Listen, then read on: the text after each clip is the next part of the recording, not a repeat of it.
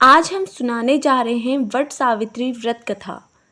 भद्र देश के एक राजा था जिसका नाम अश्वपति था। भद्र देश के राजा अश्वपति के कोई संतान न थी। उन्होंने संतान की प्राप्ति के लिए मंत्रोच्चारण के साथ प्रतिदिन 1,00,000 आहुतियाँ दी।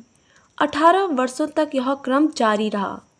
इसके बाद सावित्री देवी ने प्रकट होकर वर दिया कि राजन, तुझे एक तेजस्वी कन्या पैदा होगी। सावित्री देवी की कृपा से जन्म लेने के कारण से कन्या का नाम सावित्री रखा गया। कन्या बड़ी होकर बेहद रूपवान हुई। योग्य वर न मिलने की वजह से सावित्री के पिता दुखी थे। उन्होंने कन्या को स्वयं वर तलाशने को भेजा। सावित्री तपोवन में भटकने लगी। वहाँ सौल्व देश के राजा घुमतसेन रहते थे, क्योंकि उनका राज्य किसी ने छीन लिया था। उनके पुत्र सत्यवान को देखकर सावित्री ने पति के रूप में उनका वरण किया।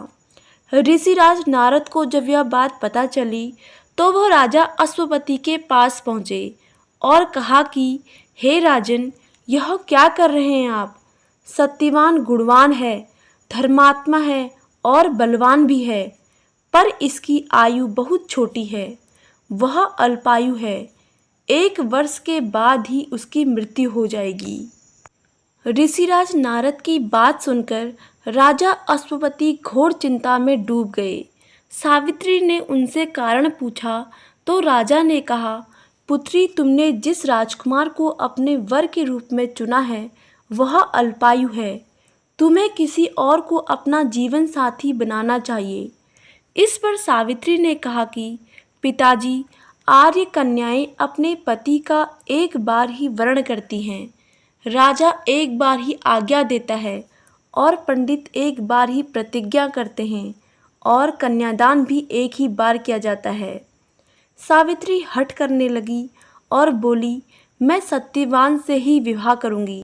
राजा अश्वपति ने सावित्री विवाह सत्यवान से ही कर दिया। सावित्री अपने ससुराल पहुंचते ही सास ससुर की सेवा करने लगी। समय बीतता चला गया। नारद मुनि ने सावित्री को पहले ही सत्यवान की मृत्यु के दिन के बारे में बता दिया था। वह दिन जैसे जैसे करीब आने लगा, सावित्री अधीर होने लगी। उन्होंने 3 दिन पहले से ही उपवास शुरू कर दिया। नारद मुनि द्वारा कथित निश्चित तिथि पर पितरों का पूजन किया। हर दिन की तरह सत्यवान उस दिन भी लकड़ी काटने जंगल चले गए। साथ में सावित्री भी गई। जंगल में पहुंचकर सत्यवान लकड़ी काटने के लिए एक पेड़ पर चढ़ गए। तभी उसके सिर में तेज दर्द होने लगा। दर्द से व्याकुल सत्यवान पेड़ से नीचे उतर गए। सावित्री अपना भविष्य समझ गई। सत्यवान के सिर को गोद में रखकर सावित्री सत्यवान का सिर सहलाने लगी। तभी वहाँ यमराज आते दिखे। यमराज अपने साथ सत्यवान को ले जाने लगे। सावित्री भी उनके पीछे पीछे चल पड़ी। यमराज ने सावित्री को समझाने की कोशिश की। यही विधि का विधान है, लेकिन सावित्री नहीं मानी। सावित्री की निष्ठा और पति परायणता को देखकर यमराज ने सावित्री से कहा कि हे देवी, तुम धन्य हो, तुम मुझसे कोई भी वरदान मांगो। सावित्री ने कहा कि मेरे सास ससुर वनवासी और अंधे हैं, उन्हें आप दिव्य ज्योति प्रदान करें।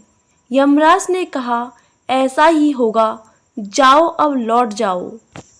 लेकिन सावित्री अपने पति सत्यवान के पीछे पीछे चलती रही। यमराज ने कहा, देवी, तुम वापस जाओ। सावित्री ने कहा, भगवान, मुझे अपने पतिदेव के पीछे पीछे चलने में कोई परेशानी नहीं है। पति के पीछे चलना मेरा कर्तव्य है। यह सुनकर उन्होंने फिर से उसे एक और वर मांगने के लिए कहा। सावित्री बोली, हमारे ससुर का राज्य छिन गया है, उसे पुनः वापस दिला दे। यमराज ने सावित्री को यह वरदान भी दे दिया और कहा, अब तुम लौट जाओ। लेकिन सावित्री पीछे पीछे चलती रही। यमराज ने सावित्री को तीसरा वरदान मांगने को कहा। इस पर सावित्री ने 100 संतानों और सौभाग्य का वरदान मांगा। यमराज ने इसका वरदान भी सावित्री को दे दिया। सावित्री ने यमराज से कहा कि हे प्रभु, मैं एक पतिव्रता पत्नी हूँ और आपने मुझे पुत्रवती होने का आशीर्वाद दिया है। यह सुनकर यमराज को सत्यवान के प्राण छोड़ने पड़े। यमराज अंतर ध्यान हो गए और सावित्री उसी वट वृक्ष के पास आ गई जहाँ उसके पति का मृत शरीर पड़ा था। सत्यवान जीवंत हो गया और दोनों खुशी खुशी अपने राज्य की ओर चल पड़े। दोनों जब घर पहुँचे तो देखा कि माता पिता को दिव्य ज्योति प्राप्त हो गई है।